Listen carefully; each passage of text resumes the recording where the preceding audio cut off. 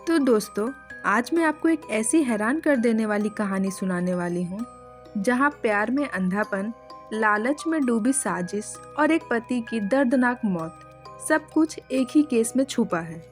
ये कहानी है रीना सिंधु मर्डर केस की, जो शुरू होती है उत्तर प्रदेश के मुरादाबाद से और खत्म होती है उत्तराखंड के घने जंगलों में। मुरादाबाद में रहने वाली रीना सिंधु एक फिजियोथेरेपिस्ट थी। उसे जानने वाले लोग उसे एक समझदार, पढ़ी लिखी और शांत स्वभाव वाली महिला मानते थे। घर के नीचे उसका क्लिनिक था और ऊपर उसका सुंदर सा परिवार रहता था, यानी उसका पति रविंद्र कुमार और एक आरामदायक जिंदगी। लेकिन इस चेहरे के पीछे एक ऐसा सच छुपा था जो कोई सोच भी नहीं सकता था। रीना के क्लिनिक में एक लड़का आया जिसका नाम प्रदीप था।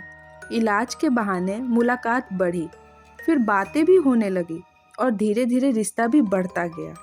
रीना और प्रदीप के बीच एक गुप्त प्रेम संबंध शुरू हो चुका था, लेकिन दोनों जानते थे इस रिश्ते के बीच सबसे बड़ी रुकावट था रीना का पति रविंद्र कुमार। रविंद्र के नाम पर 3 करोड़ की एक बड़ी कोठी थी।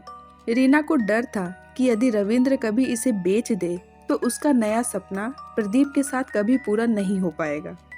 यहीं से शुरू होती है लालच, प्यार में धोखे की मिलीजुली कहानी, जहां पति को रास्ते से हटाने के लिए रीना और प्रदीप ने मिलकर साजिश की। रीना और प्रदीप का सबसे बड़ा मकसद बन चुका था रविंद्र को रास्ते से हटाना। 31 मई की रात रीना ने अपने पति से कहा कि चलो एक दोस्त के यहाँ पार्टी है। रविंद्र को क्या पता था कि जिस कार में वो बैठा है वहीं से उसकी मौत का सफर शुरू हो चुका है। फिर बिजनौर के नगीना इलाके में प्रदीप के घर पहुंचते हैं ये लोग। वहां ड्रग्स रखी गई, माहौल बिल्कुल आम सा बनाया गया। सब कुछ ऐसा था जैसे बस एक मस्ती भरी रात हो।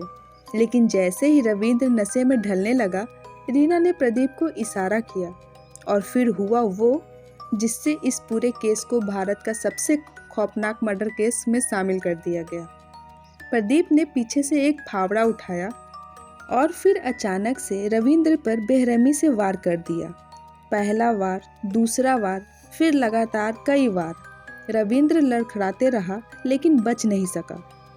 रीना सब कुछ देखती रही और हर वार के बाद उसका चेहरा और ठंडा पड़ता गया। कत्ल के बाद दोनों ने रविंद्र की लाश को एक गाड़ी में डाला और रात के अंधेरे में निकल पड़े उत्तराखंड के तरफ। कोट द्वार के पास एक बेहद सुनसान जगह पर लाश को फेंक दिया गया। फिर दोनों उस एसयूवी को नोएडा के एक इलाके में छोड़कर शांत मन से घर लौट आए, जैसे कुछ हुआ ही ना हो। लेकिन कहते हैं ना, कितना भी परफेक्ट क्राइम क्यों ना हो, कहीं ना कहीं कोई ना कोई गलती रह जाती है। जैसे ही रविंद्र की मिसिंग रिपोर्ट लिखी गई, पुलिस ने मोबाइल लोकेशन ट्रेस की, सीसीटीवी फुटेज देखे, रीना के कॉल रिकॉर्ड खंगाले और क्लिनिक के डिजिटल डेटा का भी जांच किया गया। हर एक सबूत एक ही तरफ इशारा कर रहे थे, रीना और प्रदीप की तरफ।